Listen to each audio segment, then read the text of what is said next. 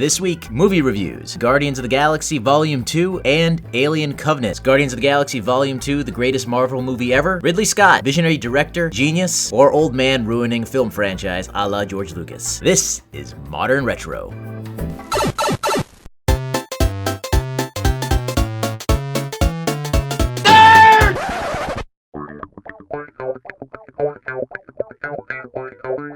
So, guys, what's on the agenda today?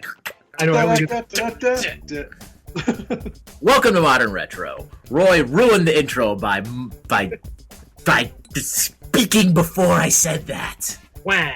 You can cut this however you like, man. Damn right, I'm going to cut it however I like. I always cut it to make myself sound great. As you can see, flagrant abuses of power. I was gonna say I am Modern Retro. This is Modern Retro. I am joined by Roy, the missing voice of the last 2 weeks, and by Aaron. Hi. There we go. Yes. So last week we had our Doctor Who discussion with Robert. So that was fun. I had a good time. Robert is eager. That was definitely some deep cuts, man. I listened to it back, and it was like he was just rattling off names, dates, episodes, and seasons. When you know, episode, name, and season. Yeah, I'm already bored. Doctor Who is just not my. Well, if you ever do a college course and you need to cite some sources, he's the guy to go to for some Doctor Who information. Exactly, but he's very excited and eager to come back for pretty much anything. I saw him on Saturday, and we were talking about? We were talking about the canon of DuckTales and Darkwing Duck. Okay, all right, that's something I can get into that. So yeah, Robert's good fun, and he will definitely be back at some point. And I want to hear what you guys thought, the audience, not you two. I don't care what you two thought about. I know what Roy thinks about the Doctor Who episode. So give us your feedback on that, because I'm sure we could definitely do a part 2 and go even deeper with the Who. Okie dokie. So what is Modern Retro Podcast, Cuba? You need to say that for the new listeners. Modern Retro is the podcast you're listening to. Aaron, what do we got going on this week? You're the worst. Whew, wow, way to talk us up. Seriously, Jesus. Really hit him hard. You should have heard how he pushed the mystery box last week. He was like, if you want to win a box of shit. That was you. That was absolutely you. I finished the joke off with, we should just call this the, here, you throw this away box. But don't they get a dick pic or something? No, what? No, we're not putting a dick pic in it. A letter from you. Yeah. So send nudes. Oh, that's right. Okay. I thought I sent them nudes, but No. They'll send you nudes. And can I send them nudes? No. Come on, let me send them nudes. No, you can make your own mystery box. Just a box full of dick Polaroids. I was gonna say Polaroids, like dig up an old camera and just flip it, get it so it Modern Retro is how would you describe us, Aaron? What would sum us up in one sentence? Late? We're pregnant? We are a geek podcast that tells you our reviews and opinions on cool geeky things, usually weeks too late. We're not current news. We're just news. There you go. Like I say, this is like drinks with your geeky friends. That's my go back to line, because that's what people do. You sit down, you talk when you're hanging out with your friends. You talk about who would win a fight, Darkwing Duck or Batman, and then you argue about it. You have a couple of rounds, and then Batman. Well, Darkwing Duck has that gun that can do anything, just like Batman. See what I mean? It's like drinks with your friends. About to square up. Also, head to YouTube. We added the final, well, not the final, but could be the final video in our Who Is and What Is Modern Retro with all of us. So there's that on YouTube. I forgot we recorded those. Yeah. So there's the 3 of us, and then there's the individual ones that are up there. If you go to the, Modern Retrocast at YouTube, one of those things. Just go to YouTube and search Modern Retro Podcast. Okay. Also, I just added, this is Wednesday right now, but I just added the Stan Lee May box unboxing. Yeah, and It's you a like send joint- me an email to sign up for that crap. I'm like, Did I'm like, yeah. It's like your friend wants you to sign up. You can save $5 on this box. I'm like, it was better than the Smuggler's Bounty, but it's not worth that. I don't know. I thought it was. I've You, never- I mean, you said it yourself that it was definitely worth. You felt like you got something. Right? Yeah, I did, but I'm not down for the subscription boxes right now. I think they all need to do a vast improvement before they win me back, because I don't know. It started Luke off Cradle good, and do then that it got eh. Yeah, Loot Crate will do that to you. I don't generally do the boxes, but I do know that every time I get on Facebook, it keeps telling me Cuba loves mystery tackle box or whatever fishing. It will not. It's at the top of my feed right now. Every time I sign in, it says that Cuba likes it. That's So funny. it really Because wants me to I mean, I've gone to the website and I've looked at it, but I've never liked their Facebook page or anything. It tells me that you do. Huh? That's weird. Tell You're me getting fucking every time. retargeted, guy. Net it tells neutrality, me my every friends. time. That's what that is. The bonds of society breaking down. Oh yeah. Right. So, Aaron, So- tell So us what do what's we got- going on. What do we got going? Yo, oh. you shut up, Cuba. No, you ruined Let me my say intro. my I'm gonna line. ruin your Let everyday me say saying. my line. What do we got going on today, guys? Aaron's taking the helm on this one. I got a Guardians of the Galaxy 2 review 3 weeks too late, or this 4 weeks too late now. I got an Alien Covenant review 2 weeks too late. So All of which me and Cuba have not seen. That's Yep. why it's late, Or because late. we were supposed to see it, but then things didn't quite work out. Because and if we you're have new to this podcast, you should know that our reviews are usually very spoiler heavy because we talk about the shit. So I'm sure they're going to ask me some questions, and I'm going to have to answer them to the best of my knowledge. But you had your fucking chance, so spoilers galore. be prepared. And I will say this, because Aaron was giving us crap earlier this afternoon about not seeing Guardians of the Galaxy or Alien, and I said, dude, I'm like, I only go out and see like maybe 4 movies a year, maybe. That's like stretching it. And Roy and I had gone fishing on what was it, Sunday, because it was a halfway decent day. It was just one of those like 5-hour pauses in between all the rain that we've gotten for the last 60 days. And and Aaron's like, Yeah, seriously, when did New England become fucking Seattle? This is ridiculous. yeah, we're very British. It's the England and New England it's not supposed to be that literal. But so Aaron's like, oh, you need to see Guardians of the Galaxy. So going on 3 weeks. I'm like, at this point, I'm not going to see it. It just You should absolutely see it. It's one of those you have I'm not to see going to in go. the theater movies. It's not. It absolutely is. 100%. It is. Well, when you So, get to your review, you can preach that. But at this point, that 3 weeks past, I'm just not going to go see it in the theater. It's almost out of the theater, I'm sure. Either way, so like I said, Roy and I had gone fishing, and he goes, well, maybe you guys should go see more movies instead of spending a day out on the pond. And I'm like, dude, No, I said do geek things. Geek things like what this podcast is. Yeah, dude, I spend way too much time doing geek things for this podcast. 3-4 hours out on a pond in my kayak on a nice-ish day. I will take that over That's being in a man, dark Aaron. movie theater room for 2-3 hours. I'm sorry, dude. It's like that's like the nerdiest thing I've ever heard someone say. Instead of being out on a nice day, you should be inside playing video games or in a dark room. I just feel a little one-sided here, man. I just seem to be doing all the things to give some content to this goddamn podcast that's I new seem to and, be and fresh. watching all the movies and spending all my money. Dude, you even go see bad movies. You go see movies that nobody wants to see. Like what?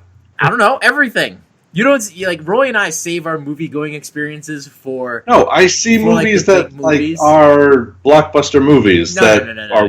You will go and you will go see something that like doesn't necessarily need to be seen on the big screen. You'll definitely go see something that's like that. Could If I go see it at a theater that is a movie that doesn't need to be seen on the big screen, then it's like the $2 movie theater. But most of the time, it's like the Marvels and shit like that I see. Because I even brought it up to you in Florida, and Courtney was like, "Well, movies are kind of like the only thing we do together." I'm like, that's a sad statement. That's not they true. also go. That's the thing we do because she is very particular about what she does. Like I try to get her to go out and do things all the time, and it's like I don't do that. So, whatever. Well, what things are you trying to get her to do? Go out like dancing. She doesn't dance. She's a heavy rocker person, so she doesn't dance. Like do the lessons and shit like that. Like that shit was fun. Yeah, but well, now she won't do that. Now everybody's a foo-foo like you. We also have a wedding coming up. We're gonna have to dance. Fucking foo-foo. You trying to reference the confifi from fucking Trump today? Foo-foo. I was confused. Yeah, me too. Like, I mean, I knew what he meant, but it still. Yeah, let us take her fishing with us. We'll take her kayaking and canoeing and stuff. And I don't have a kayak. Like we'd love to go kayaking, but Yeah, but you wouldn't fit in a kayak.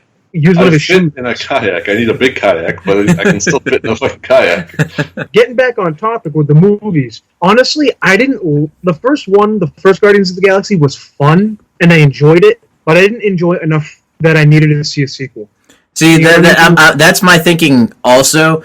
I liked the first one, and it was cool, but I don't know, just it wasn't where I was like, I need to see more of this. I want more. It was just like, well, it's over. That was fun. They're gonna make another and another and another, and I'll get around to them at some point.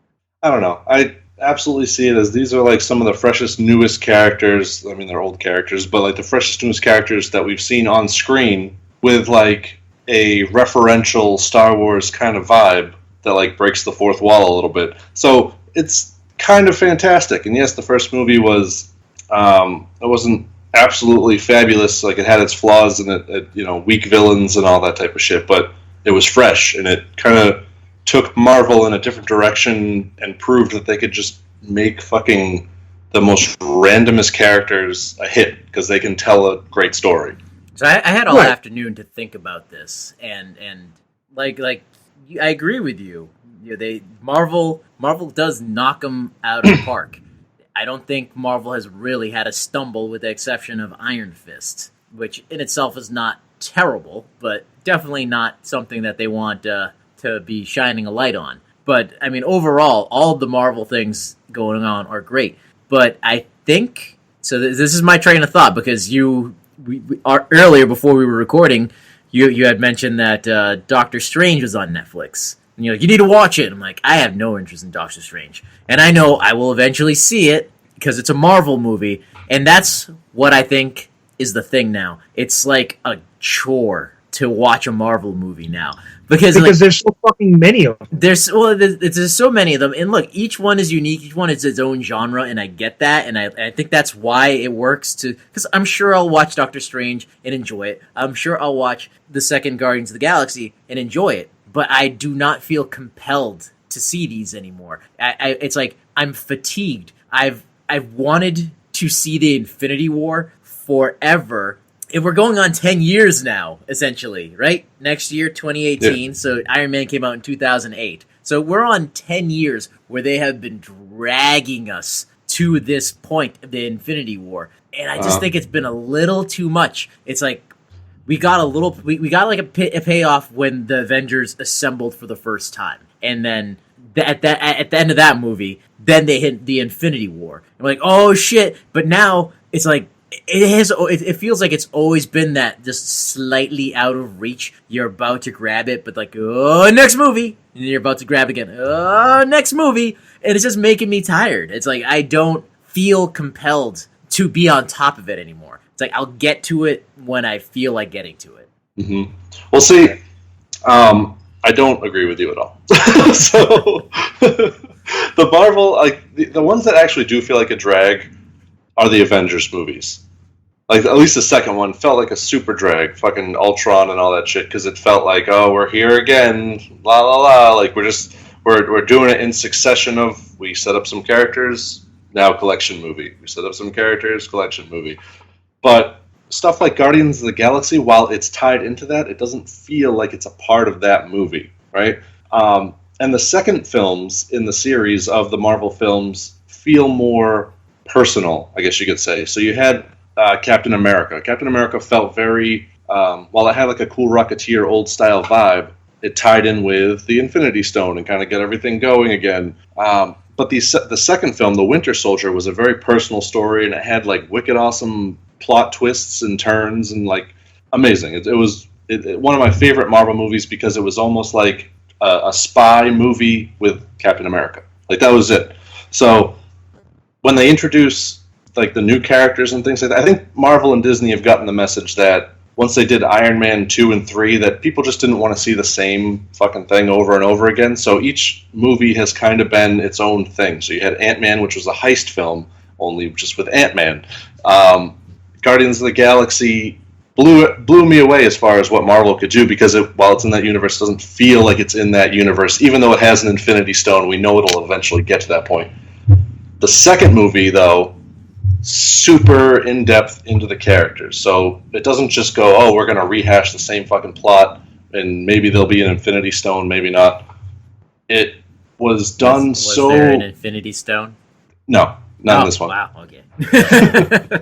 This one was so good. This Guardians of the Galaxy 2 is now my new favorite Marvel movie. Fan-fucking-tastic. Out of all 500 Marvel movies? Out of all 500 Marvel movies. Now, I was super pumped for Doctor Strange. I didn't really know Doctor Strange, but I was into like the metaphysical stuff and, chakras and all that. So that interests me. How are they going to handle this? This is the first time they're going to handle magic in the Marvel universe, and they did it so well. And I'm blown away that you're just like, I'll get to it. It's a chore. Like, Marvel is creating some of the greatest movies that we've ever seen on film, and doing it with such respect to character development and story. The only thing that they're lacking in is, like, compelling villains, I guess you could say. But it's, like, every movie that they come out with is usually pretty golden. I'm yawning just listening to you talk about Doctor Strange. I won't disagree with you. I mean, I'll disagree that Marvel is making the best films ever. Best movies put on film, because I definitely will disagree with that. They're making good movies.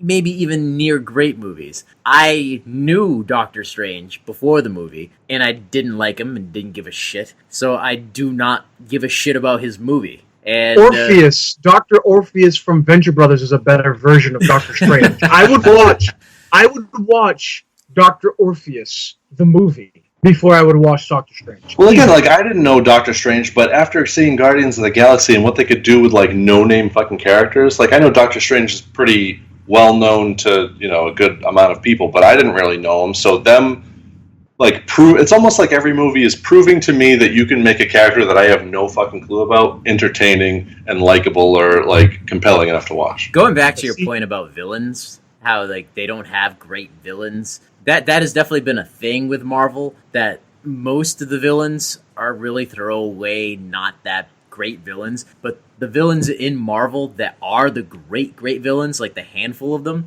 the Marvel movies, like, don't have the rights to them. Like, Doctor Doom is Thanos is a good villain. He's definitely one of the main, most powerful, unstoppable-ish villains that they have the rights to. But they don't have the rights to the Skrulls. So, right there, all their space shit is just, like, diminished slightly, because that is a great space villain. Doctor Doom is one of the greatest Marvel villains, hands down. And in the comics, he spans all the heroes. Everybody deals with Doom. Like, the Avengers deal with Doom, the Fantastic Four deal with Doom, Iron Man deal with Doom. Like, Doom is such a huge player, it is, like, criminal that they don't have the rights to him, because I guarantee you, they could make an awesome story arc if they had the rights to Doom, and they did him correctly, unlike Fox, to just constantly fucking up Doom. And then Magneto. Magneto is another, and the whole X-Men thing, but Magneto as a villain is another great Marvel villain that's not just limited to the X-Men, that they are missing out on by this whole stupid thing of not having the rights. But I think, I don't know, that's just my little rant there about the Marvel villains in the cinematic universe, is that they're left with very little to pick from. Joss Whedon fucked up Ultron. That whole movie had such great potential, and it was way too Joss Whedon-y. I like Joss Whedon. He does a good job with most things, but he fucked up the second Avengers movie. He fucked up Ultron. Ultron is one of those villains that shouldn't have died at the end of that movie. Could have got away. Could have done more with that villain. And I'm scared now that he is apparently directing the Justice League movie because I'm not though, because that's like the first in a ensemble. Like he does good ensemble pieces, but for the first one, introduction to the characters, like the first Avengers, perfect tone, perfect like. Right, but Joss Whedon's style does not mesh with what the DC movies have been doing. With that tone, that gritty, Dark Knight tone. You know, like one of the like the greatest little but at Joss this point, I'm things desperate in the for Avengers anything. was when Iron Man's like in the first Avengers movie, he's like that man is playing Gattaca over there, and like he was playing the fucking video game. I don't see that like translating into any of the DC movies. I don't see that happening in the Justice League movie. I don't know. At this point with the DCU, it's in such shambles right now. I'm welcome to any fucking possible change that they could bring to it. Even if they try it, like they have Joss direct it, he creates the scenes that are going to be eventually edited by the editor that fucking Schneider has elected to be the grayscale artist of the fucking DCU. So yeah, I'm for it. But also, I mean, they did. You can tell in the Justice League movie that with the DCU, they're kind of trying to change the tone a little bit. Like there were jokes in the trailer. There were, you know what I mean? Like the demeanor of certain characters was a little different. They did throw some humor in it, so I think it's going to mesh a little bit better than you would think. You know what I mean? I can only hope. I will say, and I'm excited for Wonder Woman. I'm going to try to see that this weekend. And all the early reviews are saying it's really great. Yeah, so. Which is surprising because I was that Chris Stuckman guy. He gave it a A-, and Jeremy Johns gave it a buy it on Blu-ray. Not bad. Nice. And they've both hated all the other stuff. So I have not been compelled to see a single DC like the new DC Universe movies in the theater. I didn't see Man of Steel. I didn't see Batman vs Superman. I didn't see Suicide Squad. I had no interest in any of those movies whatsoever. I could, if they were drowning, I would spit on them. I have no interest whatsoever in seeing them. But Wonder Woman, I want to see. I was excited to see. Like I was excited that they were making it. I was hoping that it would be good and stay on track. And everything seems to be trending that way. All early reviews, all early screenings, word of mouth already is good. So my theory on Wonder Woman is that the executives and they didn't give a shit about it.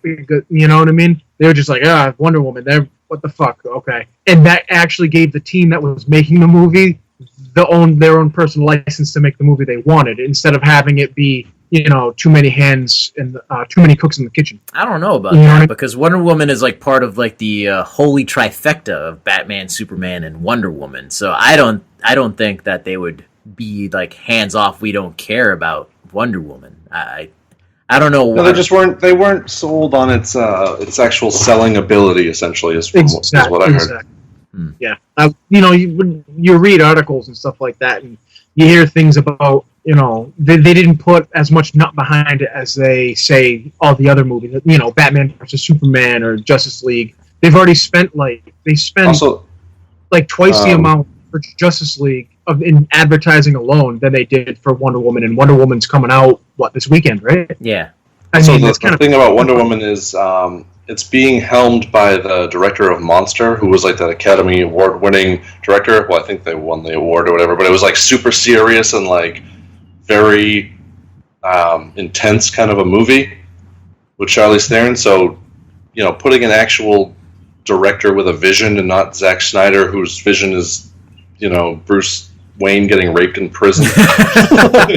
An actual director with vision who can actually direct a goddamn adult movie. Like, great. So, Guardians of the Galaxy fucking started with James Gunn wrote and directed this movie too, which he did the first one. And he's the only writer, really. So it shows that there's a lot of fucking love in this movie because he handles. You saw how many characters Guardians of the Galaxy had. He juggles all of them so that they all get their story arc. They all shine, and then it all comes to a climax at the end that feels gratifying. Quick plot: Peter Quill and his fellow Guardians are hired by a powerful alien race, the Sovereign. That's the gold people you see in the trailer, to protect their precious batteries. And if you steal the batteries, you get like a death sentence. That's like the first 5 minutes of the movie, and then they jump into this whole plot of Peter Quill's father coming down and like saving them from the Sovereign because Rocket stole the batteries. So they're chasing them down, and Snake Plissken comes in, blows them all up, and I mean, hold on a sec. I'm trying to read the plot synopsis here again. The Sovereign dispatched their armada to search for vengeance as the Guardians try to escape. The mystery Peter's parentage is revealed. Anyway, so it mostly deals, the entire movie goes against the whole Marvel grain, and it mainly deals with the villain of the movie, which is Jeff Goldblum. Ego. Not Jeff Goldblum, that's Thor. Okay. Oh yeah, my bad. That movie I'm actually excited. What's his name there? The actor, Kurt Russell. He plays Ego, which is that planet that you see in your comic cards that has the face on it. Mm-hmm. He's the villain of the movie. He's created a human-like body so he can experience the universe in a physical form that's not a planet, and he goes in search of intelligence in the universe. And he finds Peter Quill, and he's mating with he mated with the mom to create Peter, and it turns out Peter is the only baby he's had that could wield the power of Ego and creation. So that's why he can hold the Power Stone in the first movie and not get vaporized? Exactly. Ah. So his mom got fucked by a whole planet?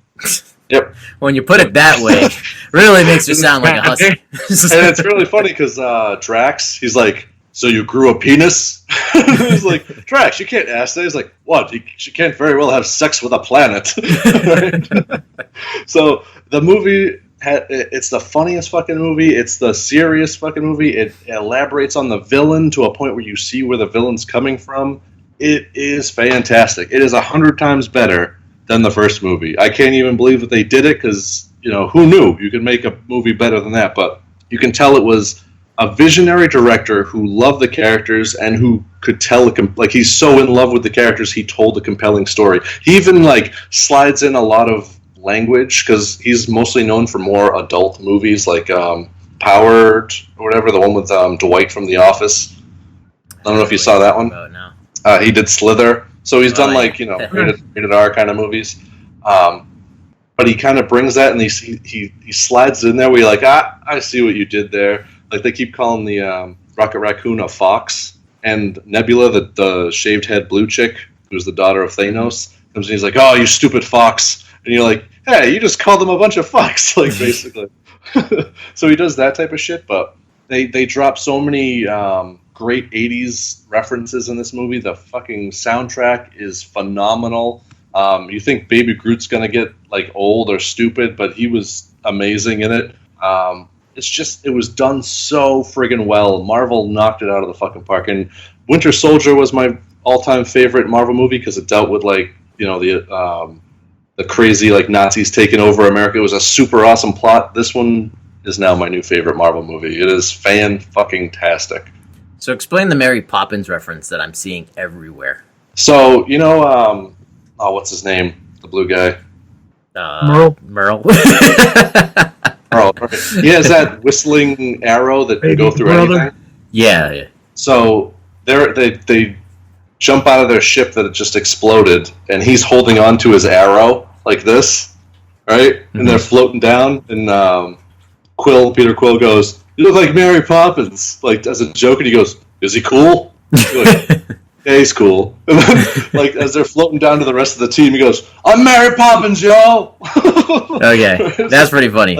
I didn't know the context of it, but I've seen T-shirts, I've seen memes, and I'm like, man, some fucking Mary Poppins shit has been going on. Yeah, did you actually see the picture of him with that T-shirt on next to somebody cosplaying as Mary Poppins? No, that's awesome. That's so good. I was like, what the fuck is this shit? And yes, now we know. I think there's a petition to make a Mary Poppins Marv or whatever his name is. So that's pretty awesome. But also, it was super funny, but it also super hit you in the fucking feels. So they were talking about in the movie, Peter Quill is talking to god damn it, I can't remember her fucking name. I'm having such a brain fire on names today. The green chick, Gamora. So Gamora says, what about that story you told me where you had a picture in your wallet of Donald Smackenoff or whatever, and he's like, David Hasselhoff? like he would tell people that, he's like, Donald Smackenoff and his talking boat. He's like, you mean David Hasselhoff and the talking car? And he was telling kids at school that David Hasselhoff was his father, but he was away, shooting the show or whatever. So, you bond with Peter Quill and his father complex, essentially. And when you meet Peter Quill's father, and he's showing him how to use the energy of the planet and his superpowers, essentially, he like lights up his hand.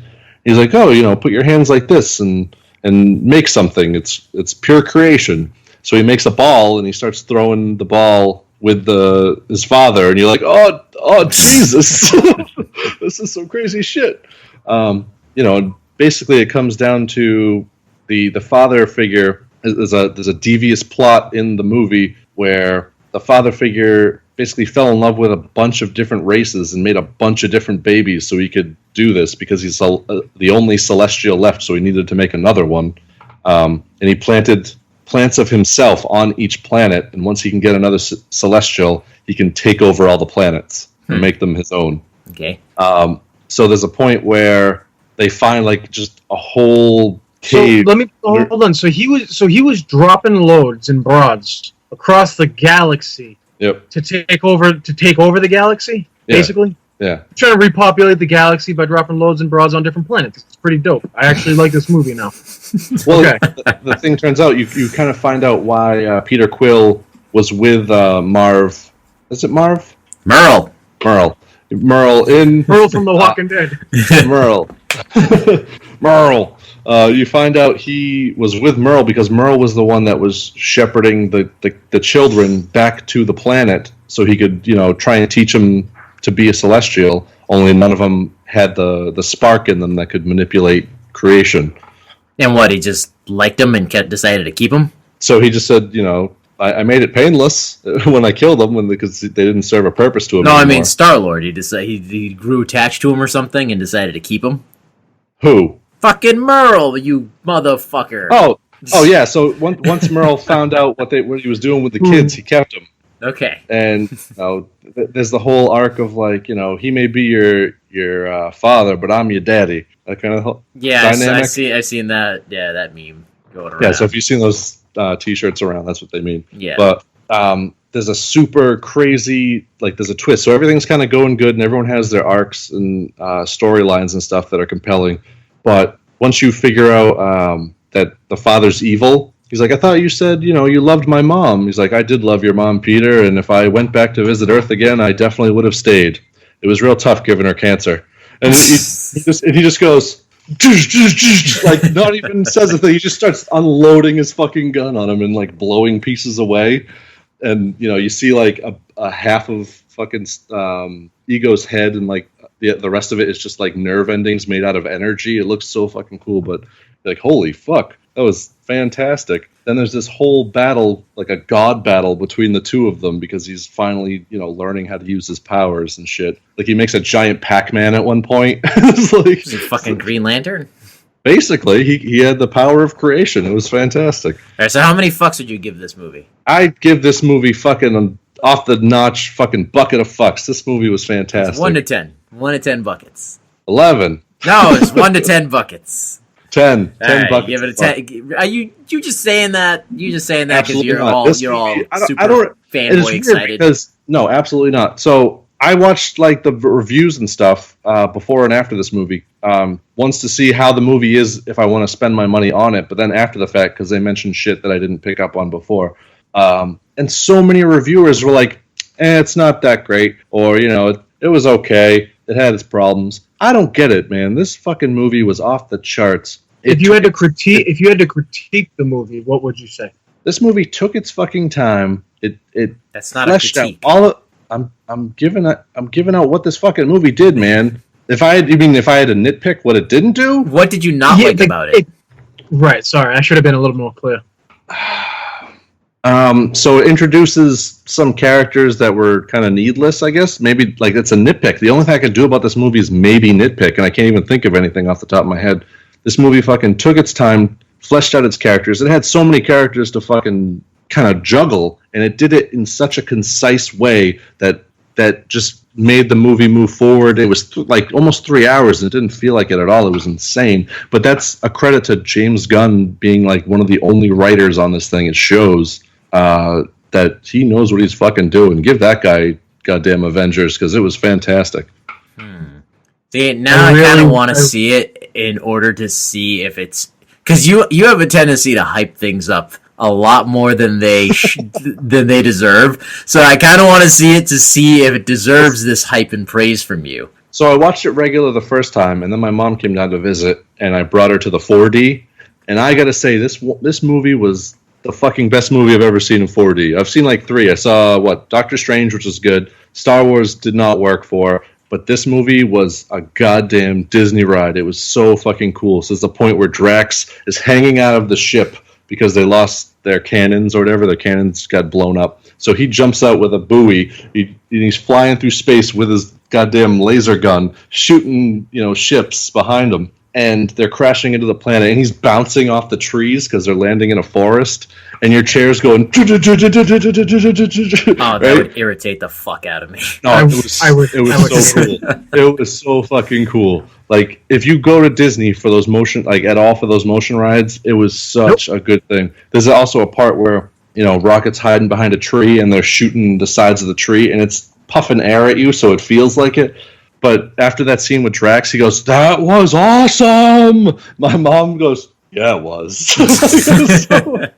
It was so fucking good. So, highly recommend go see this fucking movie. Even if you haven't done it already at this point, like these two fucks, go see this goddamn movie. It's so fucking good. It's so good. So you went to go see another movie that was not as good? Complete fucking opposite. So... The next movie, Alien Covenant. Good fucking God, it is George Lucas all over again. Let's start off with Prometheus. Okay, Prometheus set up a plot line with the engineers. Okay, the creation of man, and that movie ended. It asked a lot of questions. It was stupid to a T, though. Like the scientists weren't really being too sciencey, and they took all the cool concepts and didn't really do anything with them, but it ended on a note where you're like, ooh, this could actually go somewhere I would be interested in following, which would make this movie more relevant. So, okay. I mean, there was a lot of hate with the no xenomorphs and aliens in Prometheus, you mean, right? Yeah, in Prometheus. But, in response, it's a couple years later, they made this movie. This movie is a direct sequel to Prometheus, but they listened to all the negative praise, like the bitchy geeks that were complaining about stuff, but they didn't listen to any of the actual good stuff that they had to say about Prometheus, or like stuff that should happen.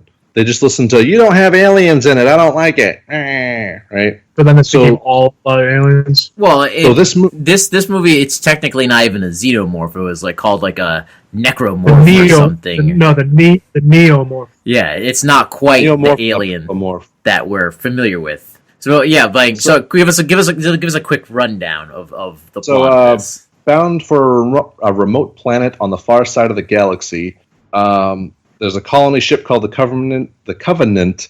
Discover that what they think could be an uncharted paradise. So they get hit with a blast of space radiation or whatever. It fucks up their ship. They come out of the pods, and then they find a transmission while they're trying to fix the ship of an Earth song being played over their walkie, whatever. So they're like, okay, well, it's coming from this planet over here in this galaxy that's 7 hours away. 7 hours away? 7 hours away. Or we jump back in our pods and head back to the destination that's 7 years in cryo or something like that, right? So everyone they vote to go check out where this transmission's coming from because sensors say that it's habitable for, life. Turns out that they land and they get that. So I can see the rage, like it's bubbling out. It's like it's like your nostrils are flaring. It's like steam's coming out of your ears. There's a little bit of white shit on the side of your mouth. He's trying to figure out exactly where to start shitting on this. Exactly. So, I mean, you if you don't know, Cuba and I, we're huge fucking Aliens and Predator fans. Like, the lore is strong with us. Okay. Amen. And this movie had a lot to live up to, not just because Prometheus was kind of meh, but you're handling the Alien franchise, you need to do it with finesse. All right, especially since we've had the rumors of Neil Blomkamp possibly being at a helm of one, and everyone was anymore. Supposedly, but after this fucking movie, they better do it. So no, it's officially not happening. There was that rumor with no, it's not. Ridley Scott said it's not happening. Straight up, it's dead. Don't crush the poor boy's dreams, Cuba. And every time they say, I don't give a shit. Once Ridley Scott's almost dead. Once he's dead, they'll fucking do it. Anyway, so Ridley Scott helmed the first Alien movie, and since then, James Cameron came in, made it better. Then there was 3, which was done by the director of Fight Club, and there was a whole bunch of controversy with the studio being too involved and kind of fucked up his vision. Then Resurrection, which was written by Joss Whedon, so it had and directed by some French guy, so it has a really odd feel. I don't know why everyone hates it so much, but it's definitely odd. Like, it goes in a direction we've never seen and kind of puts you in an uneasy kind of mood. Well, I think it's summed up by the fact that Weyland-Yutani no longer exists and, like, Walmart is in charge. Like, that's in-universe canon. It's like Walmart bought out Weyland-Yutani. It's like, what? Yeah, that's like the in-canon explanation for why it's no longer the Weyland-Yutani company. So Resurrection's like a really good fan fiction that was put to film with like the action characters. I mean, it doesn't deserve as much hate, but it's definitely not quite Alien. Anyway, Ridley Scott, though, that motherfucker is a visionary director. He can create some goddamn visuals that you get the goosebumps over. He can set a tone in a sci-fi movie that no one else can. I think he did The Martian. That was fantastic. Prometheus was visually gorgeous. You can know a Ridley Scott film by just looking at the trailer, by like one screenshot, like a landscape. You can say, yeah, that's a Ridley Scott movie. Yeah, I mean, even his historical movies with fucking Gladiator and Kingdom of Heaven, like just like those movies are fucking beautiful. Yeah, you just need one screenshot of like the sweeping landscape, and you know when it's him. That's all. And like, I give him all the praise in the world. This movie's visuals are fantastic. But he needs to fucking hire some goddamn better fucking writers. God damn it. Okay? So while they took the advice of like, oh, there's no xenomorphs, let's throw some xenomorphs in it, that like one of that commentary from the Prometheus, they didn't take any of the other negative criticism, like, why are they taking off their fucking helmets? Why are they being so unscientific? Why are they doing stupid shit? This movie could have been replaced with teenagers from the fucking Friday the 13th franchise. No one would give a fucking shit. They immediately find that planet, this planet that, okay, isn't on their radar to begin with, so they stop the mission to go to where they're supposed to go check out this signal, and they find out that the planet has an electrical storm over the fucking thing, like it's the goddamn Matrix planet. Like, didn't they ever see the fucking Matrix? Robots are on this goddamn planet or something, right? Like, oh, it's covered in an electric storm? That's shitty to go through? Let's not wait a little bit to see if that goes away. You know, maybe weather will make it go away. No, let's fucking drive right through it. Why the fuck not? Because woo! YOLO, Can I guess? right? Can I guess if they can't YOLO? Can I guess if the landing team can't communicate with the mothership through that electric storm? Is that a trope that they do? Yeah, fuck you. Okay. Exactly. So they get to the planet. Guess what? Okay. Oh, we can breathe. Let's just fucking go out in commando gear. No fucking helmets, no suits, no nothing. Like, they just took the Prometheus stupidity and amped it up to 11, so everyone's fucking retarded. You know, and they try and throw in the plot line of, like, the ship, the Covenant. I don't know, man. I don't know how you can make Prometheus dumber with, like, a certified scientist calling some weird worm monster on an unknown planet like it's a cat. It's that level of stupid. It's that fucking level of stupid, but worse because they don't have spacesuits. So I'm not even fucking joking. This is what pisses me off. So they get to the planet. They go and walk around. Okay. Oh, look, there's human vegetation here. We can breathe the air. There's fucking wheat. There's goddamn wheat here. Like, what are the beer. What are the odds of that happening? I'm gonna go take a leak alone. Bye. It's fucking. What? You're on a distant planet with nothing. You know nothing about this fucking thing. Vegetation, like carnivorous plants or animals. You're just like, I gotta pee. Yeah, it could be a Venus flywheat. Bite your dick off. Oh my god. So the thing is, they try and give you some kind. Here's exactly what they didn't do in this movie that they did in Guardians of the Galaxy. They make you invest in the fucking characters. They give a plot kind of catalyst, like, oh, the Covenant is full of couples, and they're there to repopulate the human race on another planet. So you're like, so when someone dies, you're like, oh no, they were married to that person, sad, that kind of shit. It's tropey bullshit. But the problem is, you never know who was fucking married to who. Unless you watch this movie like 4 times, you know who's married to who.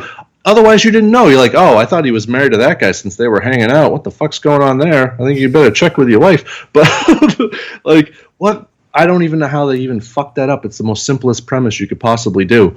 But they do. They fuck it up. So they start trekking through the planet, and they realize there's no sounds. Like, there's no animal sounds. There's no birds chirping. There's nothing.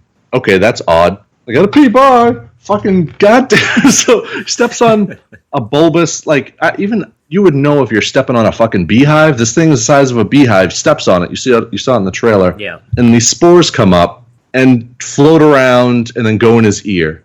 All right. And he's oblivious to it. He's oblivious to it. He just kind of goes, and that's it. Another guy. Oh, one of these fucking egg-looking flowers. Let me just stick my face in it to look at it. Oh, and it goes in his nose. And at that point, they start getting sick, like that. Well, in all fairness, you said these aren't scientists like in Prometheus. They're just couples. No, but if they're people. You're going into space, you'd think you'd have some kind of fucking science degree or something. Who are they repopulating the human race with? Yeah, fucking you're not going to send a bunch Walmart? Walmart took over, like you said. They just get a bunch of stickers and they're just putting it on fucking xenomorphs.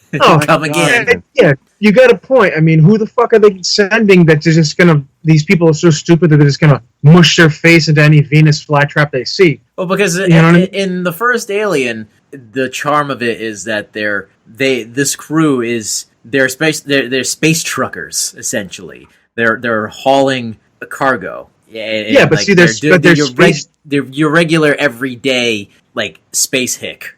Yeah, true, but they were doing a job that they were trained for. True. Yeah, it wasn't an exploratory mission where you would send, people who were trained for exploratory missions. Right. Yeah, I mean, unless these people are only experts at fucking, because that's what they were meant to do on the planet.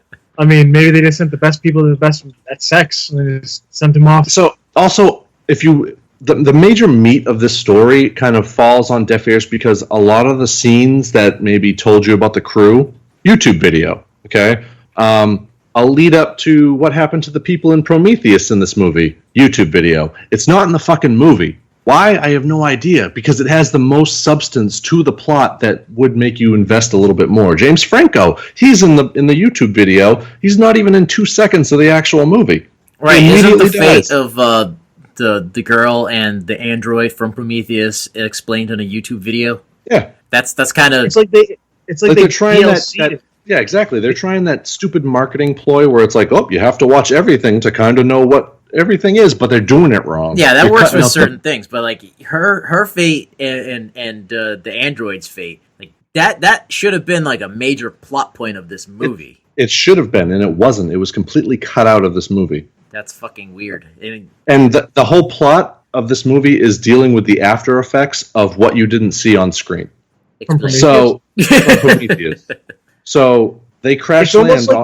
They crash land that ship from Prometheus onto this planet, which is the engineers' planet, or a engineers' planet. Let's hope it's not the only one, because the engineers had a pretty cool fucking plotline that they could have developed. This one, they fucking did away with it. So the major plot of Prometheus was that black goo. Yeah, turns out that black goo is creation itself. It fucks with DNA and it can create monsters, but also kill you to create whatever thing that it wants. Yeah, it's a bioweapon. They modified it to destroy humanity, essentially. But they never explained why the engineers wanted to kill their own creation. Exactly. And also in Prometheus, they had like this alien that was in like the Jesus pose. So you're like, ooh, like what's going on with that? Do they worship the alien? What's going on with it? Right. Turns out the David character, the robot character. Spoilers again. The movie starts off with like a David scene with him kind of, figuring out his immortality and that he could essentially be a god. Is he still? He's talking. No, this is when he was like just born. He's talking to Waylon, I think it's Waylon, and basically asks him the question: if I don't die but you die, how come you're in charge? And Waylon goes, "Pour me some tea."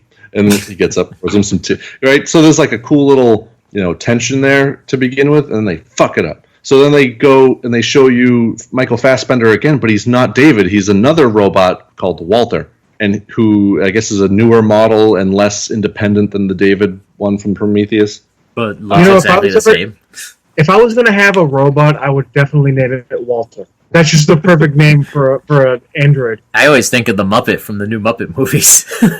Well, it turns out that David, when he was on the Prometheus ship, got to the engineer planet and just dropped the bioweapon on all the fucking engineers, and it created this massive amounts of just fucking monsters, hideous goddamn alien-like monsters, and they somehow looked to him as their owner or something like that. I don't know if it's because they sense that he's a robot or something like that, but wait. The end of Prometheus, they said, we're going to find them, and we're going to ask them why they created us. Gone. So they found them, and then he just bombed them for no fucking reason? Yep, this is what they did with that script. Okay?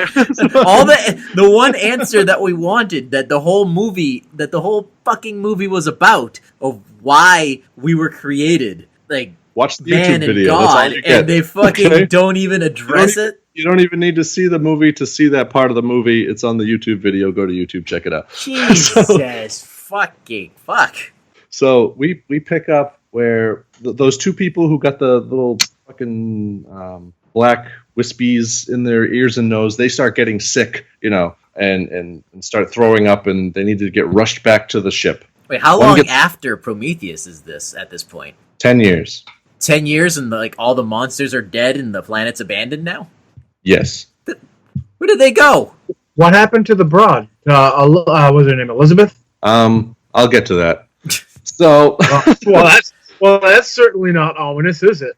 Oh boy. So they rush, and the first half of this movie is such a fucking boring slog. It's so tough to watch. It's just like, okay, do something fucking interesting because this is boring.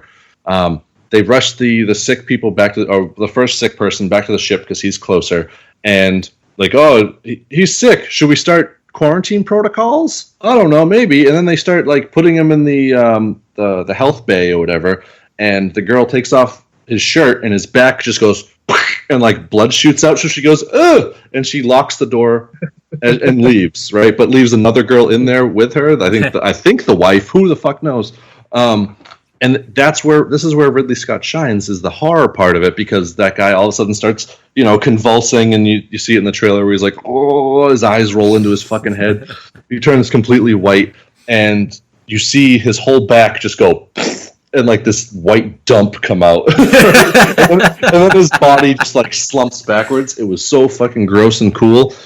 And it's almost like what are those rhesus monkeys aliens? It's a rhesus monkeys alien, and it like has talons, so it's like it's fucking baboon.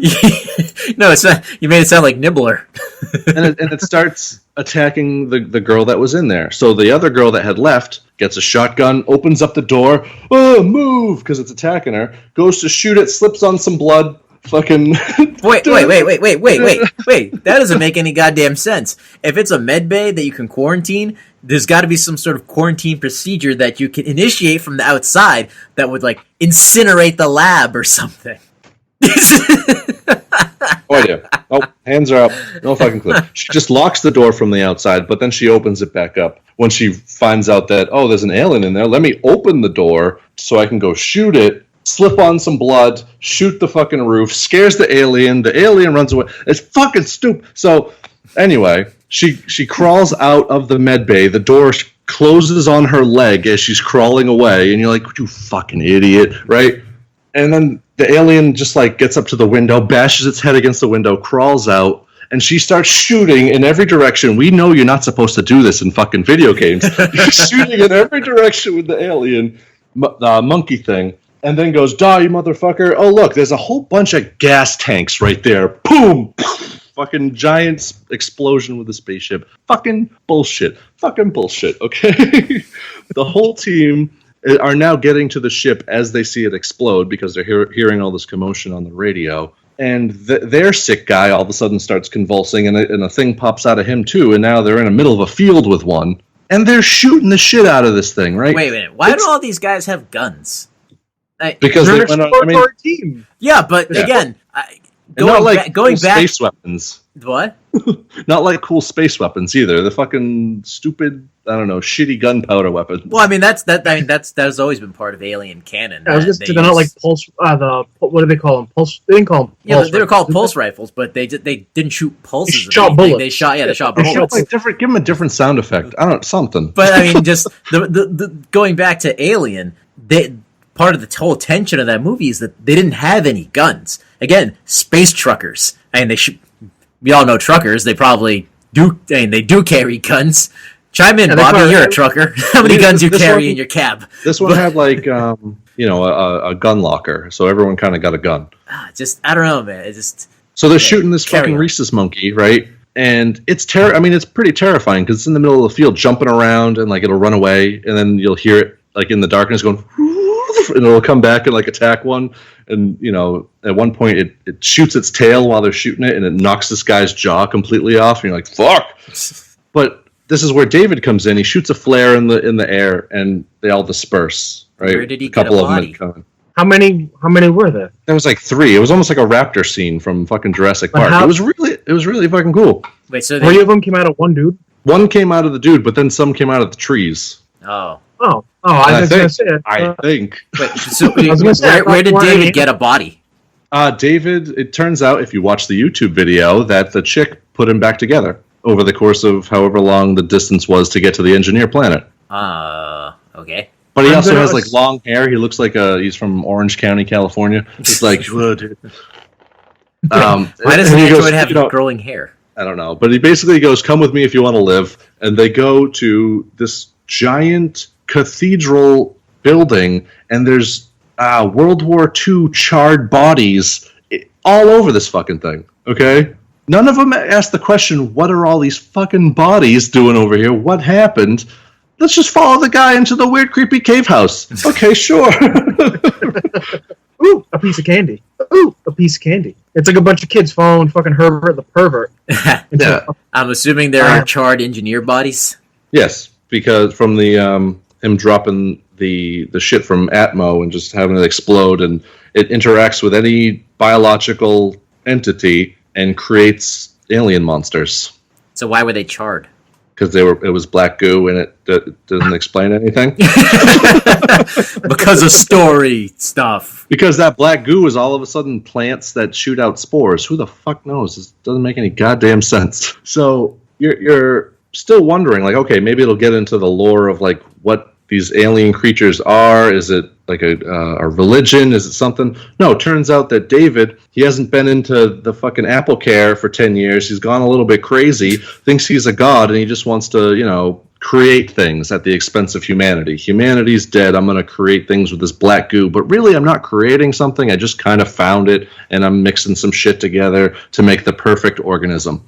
So you find out that David the robot created the xenomorph as we know it today. Okay, so, all right. That is There's a lot to unpack, okay? That is dumb. I'm not even the biggest fan of this. I'm not nearly as close to the series as to this franchise as you guys. I'm disappointed with that shit. So why? Just drop that bomb. Here are some questions you can't answer. Why are there no things that popped out of the engineer from the last movie running around? Shouldn't that in theory be what comes out of an engineer from this stuff and not little white monkeys? So there's no actual explanation as to what the black goo specifically does. Some people it makes, alien people. Other times it makes them disintegrate into a river. I don't know. It doesn't make any fucking sense. So maybe it just turns them into charred bodies in this cathedral. You don't really know. It just created a bunch of fucking nonsense.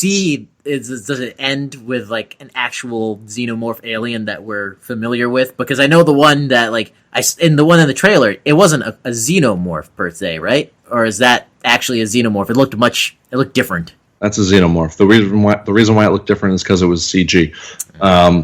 So it turns out David has been experimenting for the 10 years he's been on this planet. His cave has all these drawings of alien eggs and fucking face huggers.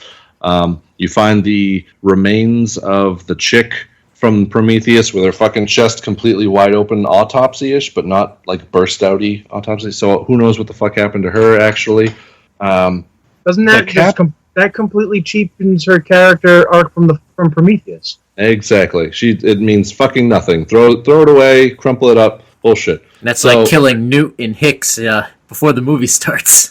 Exactly. So the captain sees David interacting with. He goes to look for one of his other crew who just got eaten by a white alien, like one of the creepy ones. It looks like a gray alien, super tall, giant head. You can't see its mouth until it actually opens it, and it turns into like this fucking hole with teeth. He sees it interacting with this alien, like almost like Ripley from Resurrection, like, oh, you must earn its respect, and boom, fucking starts taking it out with his gun. Finds out that David is fucking crazy, and he doesn't care that the teammate that they were looking for is dead. The head's floating in a fucking puddle in that same room. Proceeds to follow him to an even darker, down lower basement area where there's alien eggs. And he's talking about creation. I created this. It's perfect. Yada yada. Have a look. It's an alien egg. I don't know. Might be dangerous. Oh, it's fine. Even though I'm a fucking crazy robot. Sticks his face in it, and we get the alien xenomorph. Okay, but it doesn't pop out like you would see in the movie, the first movie, Alien, where it's like a and it scuttles away. It's almost like an alien has been shrunk using the transform tool on Photoshop or Illustrator. And it's just come like out of a little wormy thing? No, it comes out as just a mini alien. It's fucking stupid. And David goes, oh, like a Jesus daddy thing. And the alien does that too. And you're like, what is happening to my fucking franchise? Okay. It's like they did way too many drugs making this movie, and Ridley Scott was just like, genius! Okay, so does it... Gave it to 9-year-olds who didn't know what the hell they were writing. So does it end connecting to the first Alien? So, Walter... He's going to milk it out for like 4 movies. Yeah, exactly. Walter, the good robot, fights David. There's a cool back and forth there, and obviously, David makes it onto the ship at the end, because they don't show you the demise of either one of them, and then one comes out, and it's like, oh, I beat him up, or I killed him. Let's go, let's get out of here. You're like, oh, you're not fucking Walter. Yeah, and the alien comes running out after ejecting from the captain, comes running out to the spaceship that's now landing. Here's another thing. Good fucking God. I didn't even touch on this because it was so stupid. It blacked it out of my fucking memory. So, Tennessee, which is done by the... Danny McBride. Danny McBride.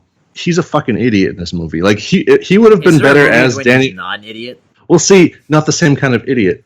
This movie could have used his old idiot ways from those other movies, the same character that he always plays in every movie. It could have used it because it would have added a little bit of levity to this movie. This movie, he's downright Walmart retarded, right? His wife, he can't get a hold of his wife, and he's on top of he's in the actual space above the planet, above the electrical storm, with the 2,000 cryopods. He's in that ship, the big ship. And he's like, I can't get a hold of my wife on the phone. Let's drive that thing into the fucking clouds. All 2,000 people. All 2,000 people. And the other co-pilot's like, that doesn't make any sense. Why are you going to do that? And he's like, we got to do it. We got to do it. And you're like, oh my God, you're a fucking moron. He does this throughout the entire movie. He doesn't actually do it, which I'm not even going to give him fucking credit for that, because it's so stupid to even come up with a tension builder like that. He's like, let's float full, like, computer, our mother, what's the closest range we can get to this electrical field? 40,000, but there might be some, problems. Let's drop it down to 40,000. Like, you fucking idiot. Why? What is it going to do for you? Nothing. Anyway, so he ends up getting into another ship, flies down to rescue them near the end. The xenomorph latches onto the ship, and they're having like a cool battle where you saw it in the trailer, like the ship's kind of flying around, smacking into shit, and the aliens crawling all around it. Then they have the chick that's been in the movie this whole time with the short hair. She's got no jaw, so she looks like an alien herself, but she's, Ripley Light, essentially. They even have a wife beater scene now near the end where it's the same fucking scene with the same outfit with her without a bra. You're like, come on, this is a bit of a retread. Somehow, she becomes the hero at this point, takes out the alien. Pretty coolly, they did a good job with that. They get back to the big ship. All of a sudden, there's an alien loose. How'd that happen? Who knows? Let's not explain it, or how it took 5 minutes to happen. Sure. But then you see Michael Fassbender's character like... You're like, I brought it aboard in my pants. Pretty much. And they rehash Alien in the next 15 minutes, where it's they going corridor to corridor, trying to get a alien. I hate it when movies do that. You think it's over, but then there's like another 30 minutes. It's like just this could have been cut. This was unnecessary. So that was like my biggest fear. I'll let you finish this in a second. This is my biggest fear from seeing the first few trailers. The first hour that you described sounds stupid and crazy and everything, but like. I was afraid that it's just going to be a rehash of Alien. Because we already got a rehash of Alien. It's called Alien 3. And to Alien 3's credit, they did different things. It was a different type of alien. It was different type of people, but the same concept. But this again, another one single alien on the ship, people trying to get it. It's like you have to work real hard to just not do the same exact thing over again. I'm sure there's plenty of people that have not seen. Yeah, I'm sure there's plenty of people that have not seen the original Alien, and this might be their first Alien movie, and they think that's cool. But it's like, go watch fucking Alien and see how it's done correctly. Exactly. So this movie, 15 minutes, they cram an Alien movie into 15 minutes, where now they're going, corridor to corridor. They even have a stupid tropey fucking horror scene that you saw in the trailer where there's, naked people in the shower, they're gonna die, tail comes up. The alien, shoots its fucking double jaw out to the guy, and, the mouth pops out of his mouth, and it's really gross. You're like, oh, this is so friggin' stupid. And they have a whole scene, let's blow it out the airlock, that whole thing, but David's watching on the cameras. They end up jettisoning it out the airlock as per usual, and they're going to go into cryo sleep to go to the actual planet they were meant to. And the plot twist, it's David. And the ending shot is him going like, "Blah," and he's got a little egg, fucking embryo of a face hugger. He has about 3 of them, and he puts them in the embryos with the people embryos. And then he's walking through all 20,000 pods, going like whistling or some shit. Right. Okay. Is that it? Is that the end? Is there no more movie? That's the fucking end. Okay, so it's so unhappy about that. So it still does not connect to Alien. It doesn't address any fucking thing from the previous movie that we actually wanted to learn about, and completely illegitimizes the perfect being alien concept from the next goddamn movies in the franchise.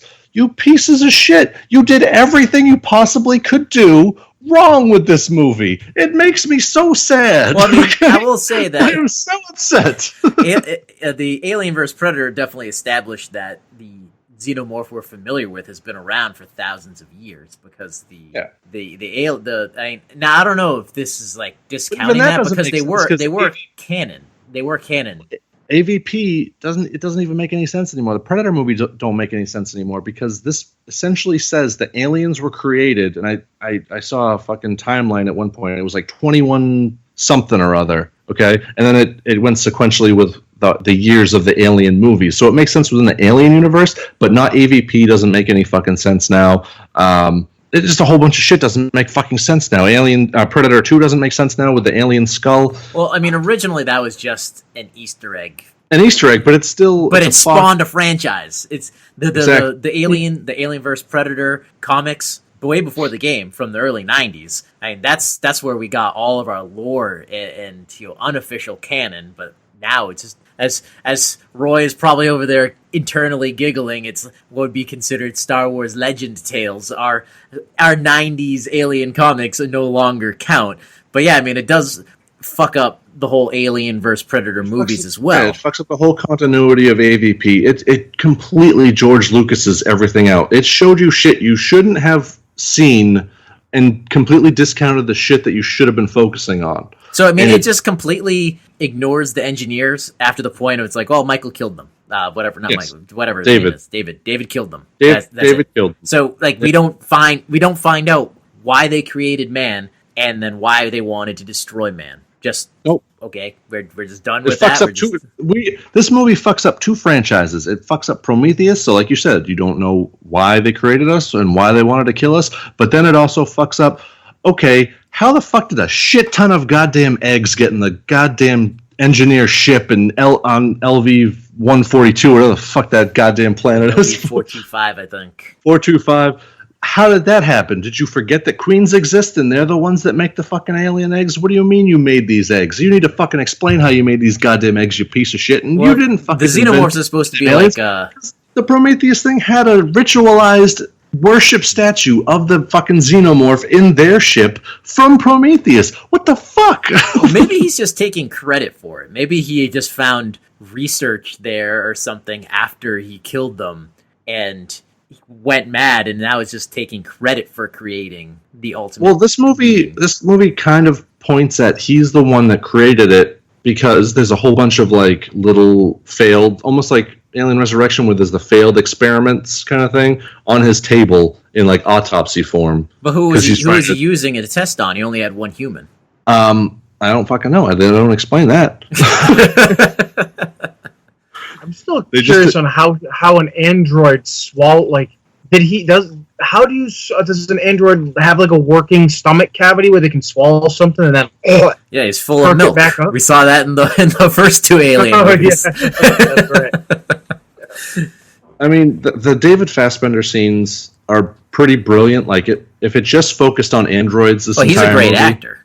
Well, if they just focused on him playing those two fucking characters and playing off of each other, that would have been a great psychodrama. It would have been amazing. But you throw in this xenomorph, I'm a god complex and trying to create the xenomorph when you didn't need to tie it into the xenomorph at all. It totally fucks up Alien completely. It makes me so upset. Now the whole Alien franchise is based on, Ripley's fighting these aliens all because of one retarded robot. Yeah. You know what I mean? Like, it doesn't make any sense whatsoever. It takes the complete mystery out of the xenomorph. Yeah. Absolutely. Like, it should have remained a mystery. You don't need to know the origin of the fucking xenomorph. You just need to know that, maybe it's a ritual on this fucking planet with the engineers. They worship it, but it's been existing all throughout civilization as we know it. Like, what the fuck?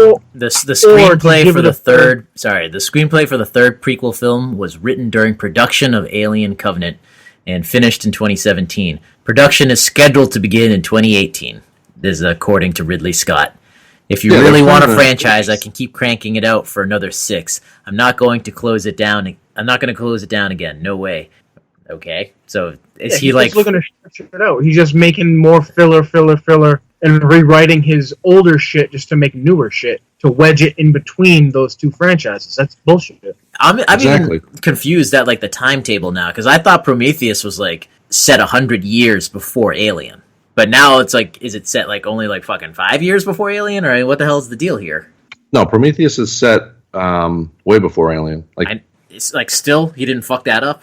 I saw a YouTube video today. I'm not sure the actual thing, but you can check it out on YouTube. I maybe put a link if you find it in the description I'll have to do of research. this. But the Alien franchise itself makes sense within the continuity, but it fucks up everything else. Well, I think he even said going into this that he'd never counted the Predator movies as part of his Exactly. franchise. He's George Lucasing the fucking shit. People like this has been in the hands of the fans almost as long as Star Wars. There is legitimate stories that need to be told within the lore, and whether you retcon it or not, like Lucas did or like Disney did with the expanded universe, at least it's in the hands of the fans, and they're trying to bring it back in a way that it all fits together and tells a complete continuity story. Right? You wrangled in all these things to one timeline, but George Lucas fucked everything up to begin with. Like Disney fucked it up to begin with, but this is in the hands of Ridley Scott, and he's George Lucas and the fuck out of it. It's kind of ironic because Alien was inspired by Star Wars. Ridley Scott saw Star Wars and said, fuck, that's a great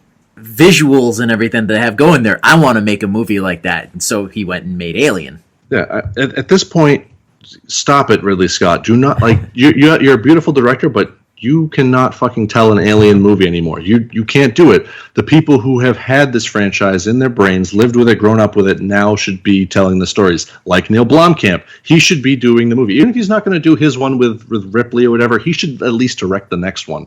Yeah, well, I mean, I think the whole thing was, like, he had an idea. He had a vision for that was going to discount Alien 3 and Alien Resurrection. So, I mean, right there is already screwing with canon. But he had a specific idea for the continuation of those characters. I mean, I'm sure he would do a great job if you just threw him another Alien movie, but I want to see his vision. I want to see what his Alien 3 was going to be. Yeah, absolutely.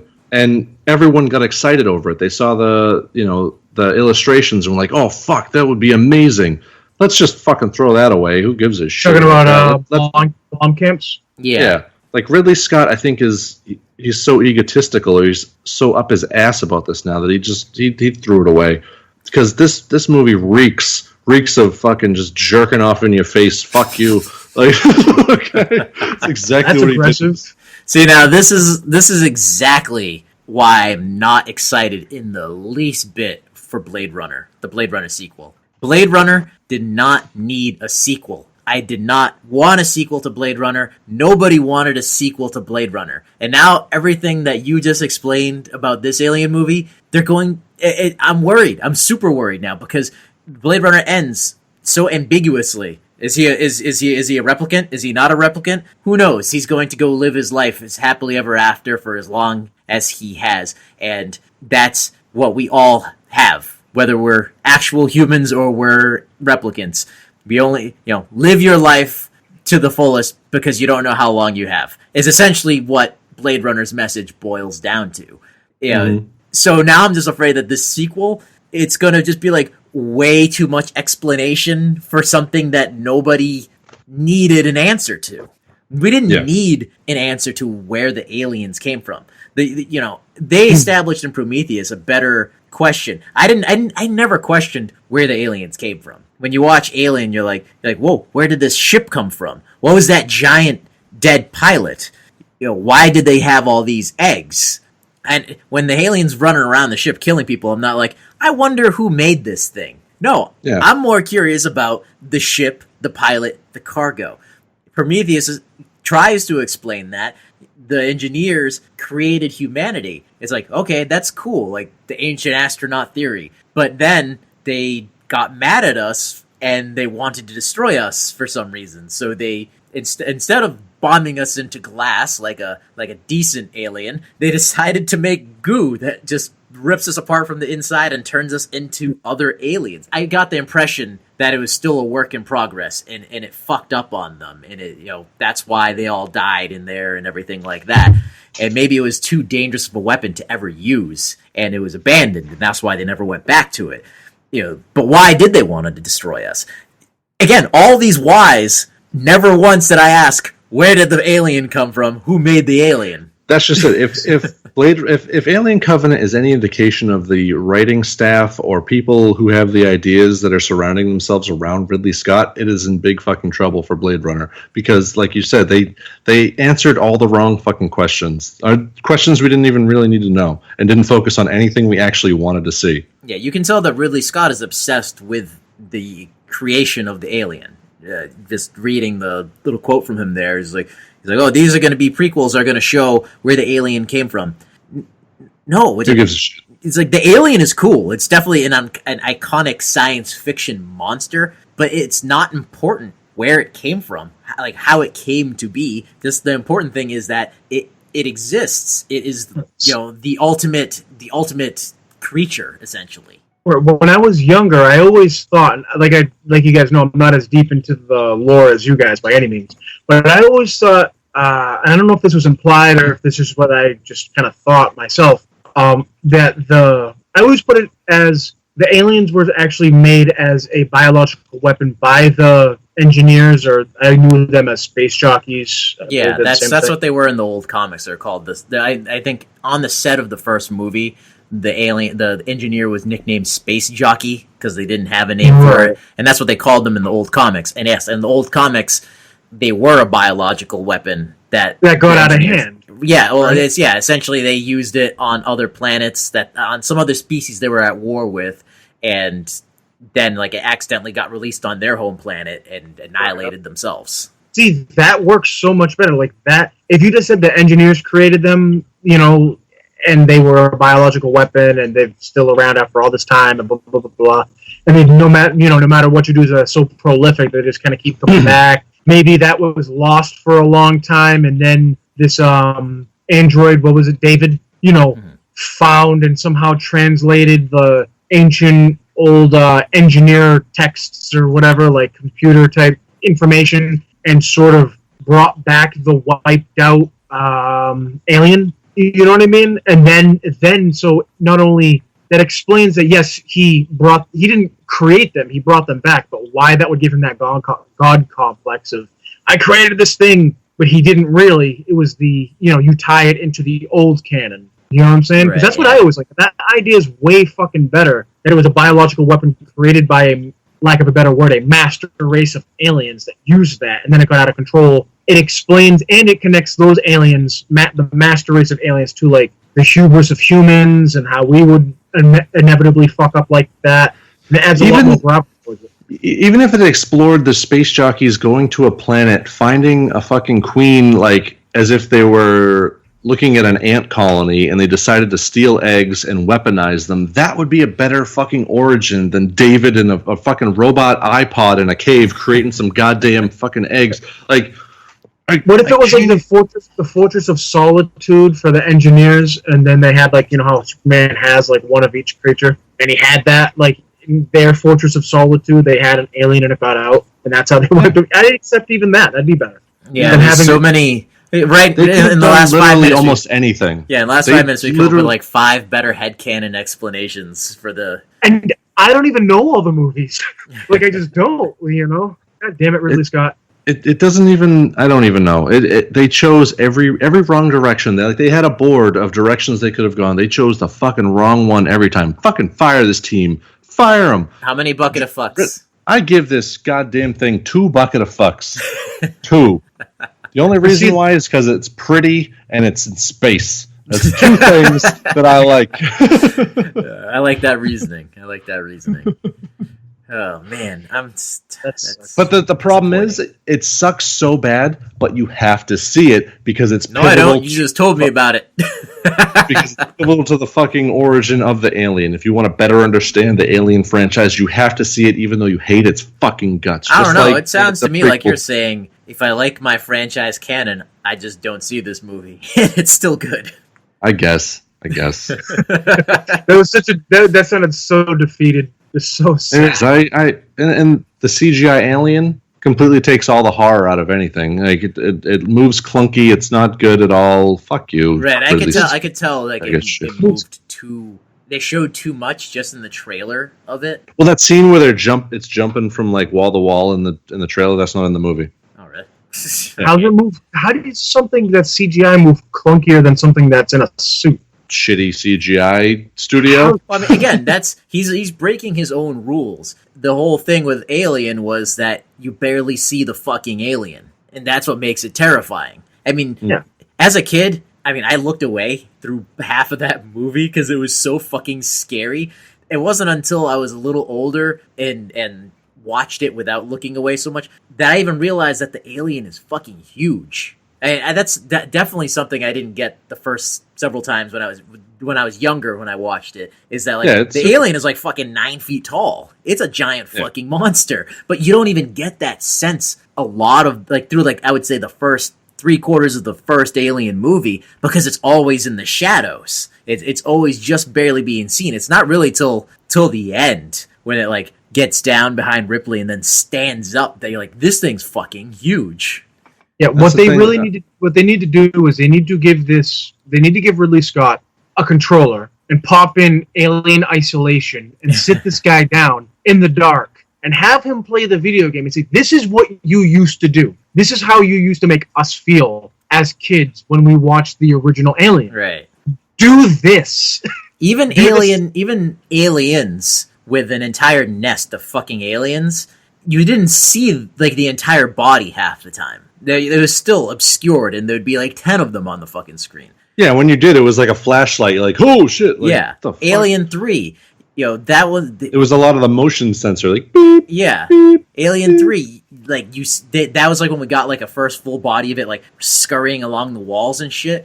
But it was quick, and so it didn't take away from it. And there was a lot of close-ups, like with the shower scene. Yeah. And Alien Resurrection had a different kind of horror where it was more of like a sexualized alien horror. And you never want to see the like, saggy titties on your alien. Oh man! But it was still like just imagine Cuba, Granny, don't. I think that's why I'm more forgiving of Alien Resurrection, because even though it was terrible, it still had that sense of like eerily creepy, even though what you're doing is stupid. Like I don't know. But this one's like they don't know where to go with it. Like, how do you make something scary? Oh, make it move super fast. It worked for 28 days later, like with zombies. Yeah, but what's moving behind you? What's moving the curtain? Cat. Alien. You see a fucking alien head just. I just have to expect from Signs the hand to just be like. Oh, dude, can you imagine if my wife did that? Just popped up from behind the curtain wearing a fucking alien mask. Like, and I just see it in my fucking little video feed here. I would shit this stool. Bye, Cuba. Completely unman all of us right now, because I'd shriek too. If you want some good alien suspense, fucking get Alien Isolation. That is by far the best alien, aside from Aliens. It is. I almost wish it was a movie or this movie. It was so good, so suspenseful, told a better story. Like Alien vs. Predator 2, the video game, the one that you and I used to be up like all night, 4 nights out of the week playing. The storyline of that game was fucking great too. When you're playing as the Marine, in the very first 5 minutes, when you're separated from your group and there's signs of like acid in a fight, whatever, and then the lights go off and you hear like a scurrying behind you and you shit yourself and you shoot the entire wall and it turns out it's just a space cockroach. Dude, I'll go outside the actual franchise and I'll say that this guy could even play Dead Space 1, 2, or 3. Did you guys play Dead Space? Yeah. Dude, those games were fucking terrifying. If you're just sitting alone with just the headphones and at night, 2 o'clock in the morning, and you're playing that fucking game, that game will make you piss. Yeah, but that's more The Thing in space, though. Yeah, but it sounds like it was a lot better. But it sounds like it was a lot better than Covenant. So yeah, absolutely. This fucking Covenant was bag of butts. Fucking hate episode 32, bag of butts. All right, so don't see Alien Covenant or do at your own discretion. I don't know. At your own discretion. Don't go to the theater to see it. How about that? The $2 theater maybe would you recommend? Because I want to see it. Sure. I'll say $2. Yeah, I'll see it. I'm not going to the theater to see it. I'll Netflix it or Amazon. I had two free movie passes, so I got me and Courtney in for free. So I'm glad I didn't fucking pay for this goddamn thing. So yeah, I'll go to probably the one in East Providence, the $2 theater that comes out like 6 months after the movie's already been out. I'll go see it then. All right. Well, this has been Modern Retro. Hey, if you want to win a mystery box, how can you do that, Aaron? You have to like, comment, subscribe on the iTunes, and email us the screen name that you used when you did it. Yes, and that is how you get to enter your name into a contest to be randomly pulled to win the mystery box full of leftover geek swag. And we described Good shit. we described it as the leftover box, but there's some good stuff in there. Definitely, it's definitely not garbage. And again, Roy is going to be. It's definitely not garbage. That right there has to be. We have to write that on the box. Definitely not garbage. We can do that. We can write that on the box. Definitely not garbage box. You will want it. So do that. Go over to iTunes. The link is on our website. You can go to the website itself, go to the blog, and there are detailed written directions and links to the iTunes, so you know exactly what to do. And at the end of June, we will announce a winner and give her away. I will also say it's probably $50 or more in value. That's way more than a loot crate. Totally.